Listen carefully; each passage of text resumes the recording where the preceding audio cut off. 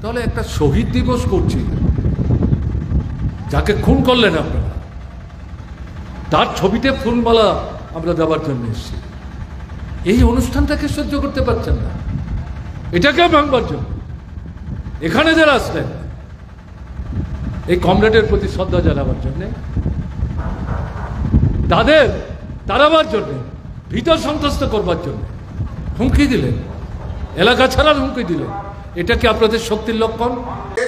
আজকে মানিক সরকার যেটা দিয়ে বলছেন যে সন্ত্রাস দমনে বিজিবি ব্যর্থ, তা আমি প্রশ্ন রাখতে চাই যে 112 দিনে আপনার ওয়ার্ক রিপোর্ট 118 জনকে মারা হয়েছে, 87 জন সেখানে অপহৃত হয়েছে, ধর্ষিতা হয়েছে 29 জন, নারী নির্যাতন হয়েছে 66 জন। আপনি জবাব দিতে পারবেন?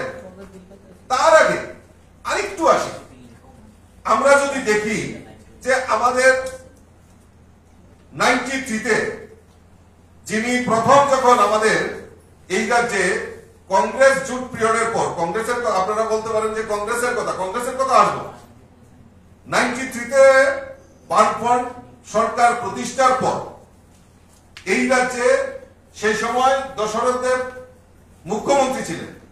3 বছরে, আমি পরিসংখ্যান তুলে ধরছি, 3 বছরে দশরথ দেবের সময় নিহত কতজন হয়েছেন? 82 জন। ধর্ষিতা হয়েছেন 19 জন। 12,000 মানুষ উধাও হয়েছিল। 12,000 মানুষ উধাও হয়েছিল, কোন রকম ট্রেস নেই। আজকে তারা বলছে, এই কমিউনিস্ট পার্টি বলছেন যে বিজেপি মাত্র 7 বছর হয়েছে, আর 7 বছরে নাকি সন্ত্রাস হচ্ছে। আপনাদের জবাবটা কে দেবে? আপনারা যে রেকর্ড করে গেছেন ত্রিপুরা রাজ্যে সন্ত্রাসে, তার জবাব কে দেবে? তো কাজেই এই রাজ্যে সন্ত্রাস, গত কিছুদিন আগে দেখেছেন আমাদের মাননীয় মুখ্যমন্ত্রী, উনি স্পষ্টতার সঙ্গে বক্তব্য রেখেছেন, আমাদের পার্টির স্পষ্টতার সঙ্গে বক্তব্য, যেই সন্ত্রাস করো এই সন্ত্রাসকে আমরা প্রশ্রয় দেই না।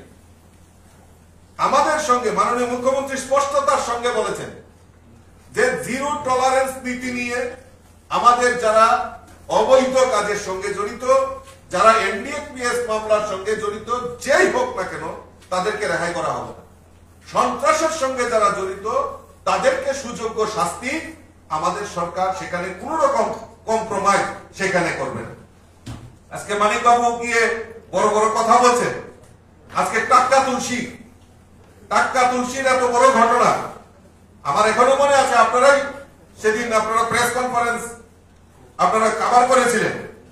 স্বর্গীয় বিজন ধর, যিনি সিপিএম এর নেতা, যখন এই নির্যাতিতা মহিলা বারবার থানায় গিয়ে উনি কোন রকম সদুত্তর বিচার পাননি, আর বিজন ধর সেই সময় বলেছিল যে এই নির্যাতিতা মহিলা নাকি উনি দুশ্চরিত্রা। এইভাবে এই রাজ্যের বুকে এই কমিউনিস্টরা বারবার এই সন্ত্রাসকে প্রশ্রয় দেওয়া না, শুধু এই সন্ত্রাসের সঙ্গে তারা জড়িত।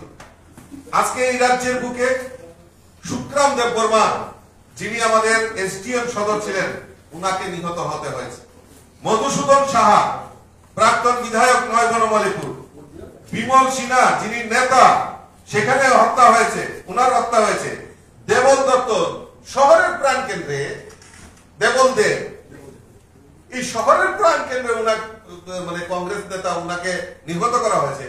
আজ পর্যন্ত সেখানে কোনো বিচার হয়নি। আজকে আমি আপনাদের সামনে আরেকটা জিনিস তুলে ধরি যে 1998 থেকে 1993 কংগ্রেসের জুট পিরিয়ড, সেই কালো দিনের ডুগডুগি কে বাজিয়েছেন? কমিউনিস্টরা। একটা এভিডেন্স আপনাদের সামনে তুলে ধরছি, চাইলেন তো মানিক সরকারের কাছে বা জিতেন চৌধুরীর কাছে এই জবাবটা দেওয়ার জন্য। আপনারা নিশ্চয়ই ভুলে যাননি সবিতা দেবনাথ 1996-এ, সবিতা দেবনাথ এই যখন জোট পিরিয়ড চলছিল 1998 থেকে 91-এ সবিতা দেবনাথ মারা গেছিল। আপনারা জানেন যে কলেজ লেকে ওনাকে নৃশংসভাবে হত্যা করা হয়েছে। এই সবিতা দেবনাথ যারা আসামি, তারা 1996-এ এই সিপিএম কিন্তু এই যে সবিতা দেবনাথের মার্ডার নিয়ে তারা কিন্তু ডুগডুগি বাজিয়েছে। এই কংগ্রেস জোট পিরিয়ডের এই যে মানে যে তাদের যে নৃশংস হত্যা, এই সবিতা হত্যা মামলায়, সেটা নিয়ে রাজনৈতিক ফায়দা তোলার জন্য তারা প্রচার করেছে। 1996-এ এই সবিতা দেবনাথের যারা আসামি তাদেরকে বেকসুর খালাস করে দেওয়া হয়েছে। সবিতা দেবনাথ কিন্তু তার পরিবার আজ পর্যন্ত বিচার পায়নি। আর মানিক বাবুরা সন্ত্রাসের কথা বলেন, লজ্জা হয় তাদের জন্য। আজকে আপনাদের সামনে আরো তুলে ধরছি যে আজকে হিটলার, আমরা জানি হিটলার, উনি একটা আত্মজীবনী লিখেছিলেন। এই আত্মজীবনীর নাম হলো মেইন ক্যাম্প। এবং এই আত্মজীবনী লেখার পর উনি হুলিয়া জারি করেছিলেন যে প্রত্যেকের বাড়িতে এই গ্রন্থ মানে উনার যে আত্মজীবনী রাখতে হবে এবং উপহার দেওয়ার সময় এই বই ছাড়া সেটা উপহার দেওয়া যাবে।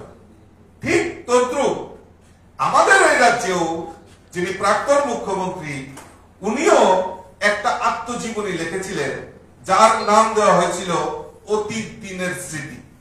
এবং আপনাদের মনে আছে হয়তো যে স্কুল শিক্ষা দপ্তরের মাধ্যমে এই বইটি যাতে কেনা হয় তার জন্য বাধ্যতামূলক করা হয়েছিল। সেটা অর্ডারের কপি আমাদের কাছে রয়েছে, প্রয়োজনে আমরা দিতে পারি।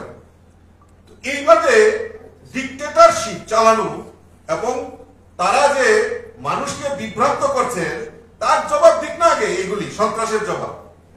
এবং তিনি সরকার চালিয়েছেন, এই সরকারের সঙ্গে যে আমাদের এই রাজ্যের জঙ্গিদের যোগাযোগ রয়েছে এবং এর জন্য উনার মন্ত্রিসভার একজন মন্ত্রীকে প্রাণও দিতে হয়েছিল, সেই দিনের কথা মানুষ ভুলে যায়নি। বন্ধুগণ, সাংবাদিক বন্ধুগণ, আমাদের কাছে আরো অনেক তথ্য রয়েছে যে আমরা এই মানুষকে বিভ্রান্ত করে বা অপপ্রচার করে মানুষকে ঠকিয়ে আমরা এই রাজ্যে রাজনীতি করতে চাই। আরেকটা জিনিস আপনাদের তুলে ধরছি, প্রথমেই বলেছিলাম যে আমাদের কাছে অনেক তথ্য রয়েছে। ধীরে ধীরে যদি সন্ত্রাসের কথা যদি বলতেই হয়, উনি যদি সন্ত্রাসের কথাই বলেন, তাহলে সন্ত্রাসের মতো সন্ত্রাস ওনার পিরিয়ডে কি কি হয়েছে এই টানা 25 বছরে সমস্ত হিসাব কিতাব আপনাদের কাছেও আছে, রাজ্যবাসীর কাছেও আছে, আমাদের কাছেও আছে।